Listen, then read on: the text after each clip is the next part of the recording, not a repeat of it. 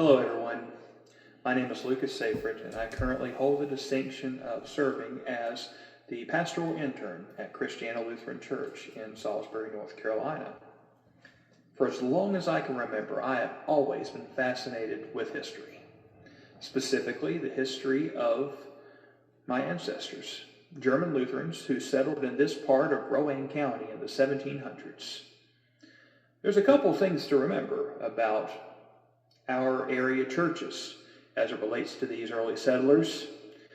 There are changing demographics, and yes, while it's not as common as it used to be, there are still many members of our Lutheran congregations in our region who have this same sense of heritage. I also believe that history gives us tremendous insight as to why things are the way that they are. You know, I used to teach American history in the local high schools, and I would always tell my students that learning about the past gives us a better understanding of the present in order to better prepare for the future. I think that this is the case with understanding why we Lutherans have settled the way that we have in our congregations and where we truly find ourselves in the 21st century. I do hope you'll enjoy this brief overview of the development and the growth of the Lutheran Church in central North Carolina, and how lessons learned all the way back then can actually help us handle emerging needs for our churches today and in the years to come. The history of the Lutheran Church in central North Carolina began with migration, isolation, and absolute necessity. There were no existing sanctuaries at the time, no church councils, no synod, no mission regions, just a bunch of German immigrants and settlements that began to dot the landscape beginning around the year 1745. In the 18th century, this route that you see pictured here, known as the Great Wagon Road, served as the primary artery of settlement into the Carolina backcountry. Between the 1740s and the 1770s, German-speaking immigrants, many of whom were culturally and theologically Lutheran, traveled south from the rolling hills of Pennsylvania into the fertile lands of the Yoked River Valley. They arrived here from Europe for various reasons: weariness from the religious and political turmoil in Europe, such as the 30 Years' War that brought desolation to their homeland, persecution from neighbors of the Reformed or even the Catholic persuasions, or simply attempting to realize the promise of a better life with abundant land and opportunity. These people stepped into America for the very first time through the port of Philadelphia, and then settled into the south-central part of present-day Pennsylvania, primarily in Lancaster, York, and Burke counties. Yet within several years, these German settlers determined that these areas were increasingly becoming overpopulated, with unknown land to the west, including threats from local native tribes, and more developed land to the northeast. The natural solution was to seek land to the south.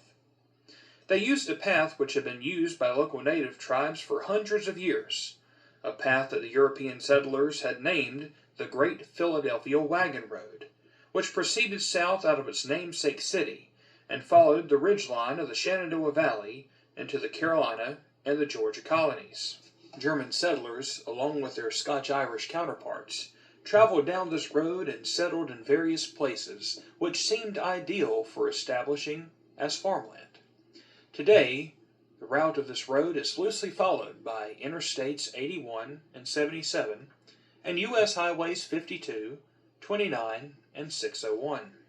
At this point, I think it would be a very appropriate time to give a shout out to one of the most useful books that I used in order to complete this project video, and that is Rhinelanders on the Yoked, mostly compiled by Carl Hammer Jr., and it in detail describes the story of the Pennsylvania Germans in Rowan and Cabarrus counties in North Carolina. This book is available in most of your local public libraries and in some cases available online.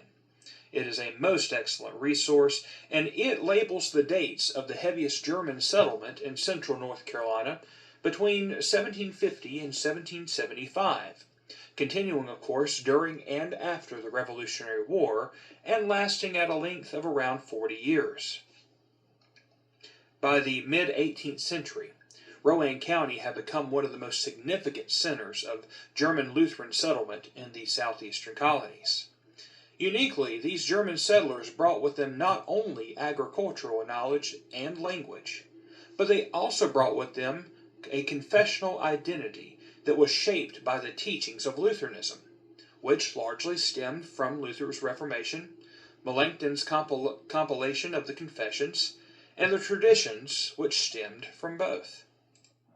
Not very long after settlement in the region, German settlers helped to establish meeting places for worship, which became notable Lutheran parishes. One of these became Oregon Zion Lutheran, which was completed in the year 1794 after 2 years of construction and pictured here. However, Oregon Zion's rich congregational history actually dates all the way back in the year 1747. Other parishes, both with the names of St. John, were established in Salisbury and Cabarrus County, respectively.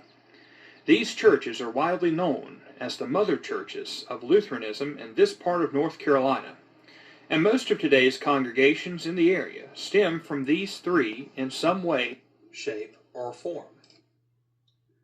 The creation of these congregations reflected the fact that there was a strong attachment to the faith tradition of the homeland for these German settlers.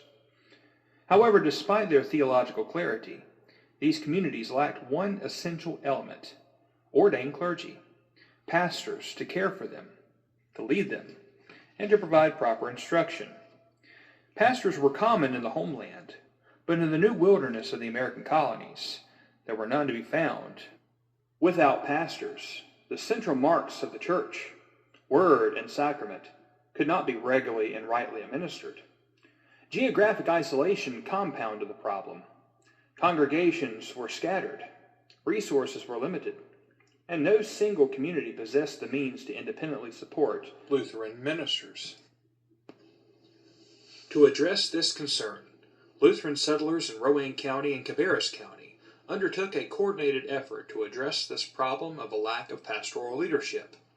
From the parishes of Oregon Zion and St. John's Cabarrus emerged two figures, Christopher Rentleman and Christopher Larisle, or translated as Lyre Lee, to serve as lay representatives who traveled to Europe in order to petition for ordained Lutheran clergy and teachers to serve in central North Carolina. Their appeal was directed to Lutheran authorities in Germany, who were capable of sending missionaries to the American colonies. This request was promptly answered with the sending of two men, a teacher, Johann Gottfried Arendt, or Arndt, depending on your translation, and an ordained minister, Adolf Nussmann, both of whom arrived in North Carolina in 1773 as the first Lutheran missionary teacher and pastor in the region. In his initial efforts, Nussmann's work would define the structure of early Lutheran ministry in Rowan and Cabarrus counties and beyond. It did not take long to realize that ministry in the colonies required a different structure of church leadership. Unlike European parish systems, the American frontier required adaptation and, quite frankly, raw creativity. In his ministry within central North Carolina, Nussmann did not serve a single congregation. Instead, he served many. This arrangement, now often referred to as a yoked ministry, proved to be a practical necessity for the multiple congregations in the area at the time. A single pastor would rotate among several congregations, preaching, baptizing, catechizing, and administering the sacraments across a wide geographic area. In some cases, Lutheran and Reformed congregations even shared buildings, further illustrating the flexibility required for survival. Over time, these scattered gatherings developed into more permanent institutions. Log structures gave way to frame and stone churches. Yet even as physical structure stabilized, the underlying model of shared pastoral ministry remained essential. It was Nussman and Ahrens, whom Nussman later ordained, became the two pastors who traveled extensively to serve the developing parishes in Rowan, Cabarrus, Iredell, Catawba, Lincoln, Davidson, Guilford, and Stokes counties, among others, as the needs arose. They traveled on horseback in all kinds of weather to spread the gospel, administer the sacraments, and provide pastoral care. Ahrens helped organize a parish in 1774 even, with the name of the Pine Meeting House, which today is known as Union Lutheran Church here in Salisbury. He then spent the remainder of his ministry in the Catawba Valley region until his death. Nussman mostly stayed in the local area of Rowan and Cabarrus counties, moving eventually to St. John's, Cabarrus exclusively, where he served for the remainder of his life, and where he now is buried. To this day, he is widely celebrated as North Carolina's first Lutheran pastor, and is seen as a pioneer minister for the first German settlers in the Carolina colony. Other ministers would eventually soon arrive from Germany to serve in these parishes in the years following the Revolution, and they mostly followed the same creativity of serving multiple parishes until pastoral formation became consistent in the area with the development of the North Carolina Synod in 1803, and later the Lutheran Theological Southern Seminary's origins in 1830. I'd like to take this time here to give a much-needed shout-out to the kind folks who run the Lutheran Heritage Center at St. John's Lutheran Church in Cabarrus County. Even after all of these years, Nussman is proudly remembered by a large monument on site, which is one of two notable monuments to the man in our local area, the other one being at Oregon Lutheran, in respect to both Nussman and Ahrens. The Heritage Center at St. John's provides a really neat place to learn about church history, to research local family genealogy, and to view neat artifacts relating to Lutheranism in our area. They are actively looking to digitize many resources as time progresses, too. I'm very thankful for their hospitality and efforts, and if you're in the area, feel free to go check them out. It is important to remember that from a Lutheran theological perspective, this creativity of yoked ministry is oftentimes necessary and acceptable. According to our Lutheran confessions, the church is defined not by size, or wealth, or independence, but by the presence of the gospel and of the sacraments. This understanding allowed early congregations to remain truly a church in every way, even while sharing a single pastor. To which we find ourselves in today's world, in the 21st century, where it is no secret that many small and rural congregations are facing challenges not unlike those early parishes of the 18th century. Smaller membership levels, limited financial resources, and yes, pastoral shortages, to which we find opportunity for the future in the solutions of the past. The historical model of yoked ministry offers a functional framework for addressing these challenges. What was then a necessity might now be understood as opportunity. Yoked ministry enables congregations to share pastoral leadership while also maintaining their local identity and mission. It fosters cooperation, strengthens community involvement, and reflects a broader understanding of the church as a unified body rather than isolated institutions. It is, in essence, a way to avoid a sense of castle building and embrace a concept of kingdom building. Truly, the Lutheran Church in central North Carolina was built on two things: faithfulness and creativity. Along the Great Wagon Road, settlers carried their faith into an uncertain future. Yet through the ministry of pastors in our region, such as Adolf Nussman and many others, and through the shared life of yoked congregations, that faith was able to truly help establish the foundation of life, ministry, and culture for those early settlers in our region. In putting together this video, it is firmly my prayer that the lessons of the past might very well aid church survival and growth into the future. This will always be Christ's church, and we know this to be most certainly true. But sometimes the church thrives on creativity, even if it takes the form of different things, such as yoked ministry.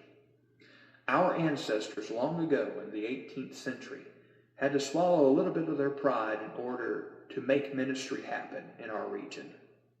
Perhaps we might want to look at doing the same thing as we find ourselves in the 21st century and doing our part to sustain Christ's church for this current age and beyond. God bless all of you, and thank you for watching.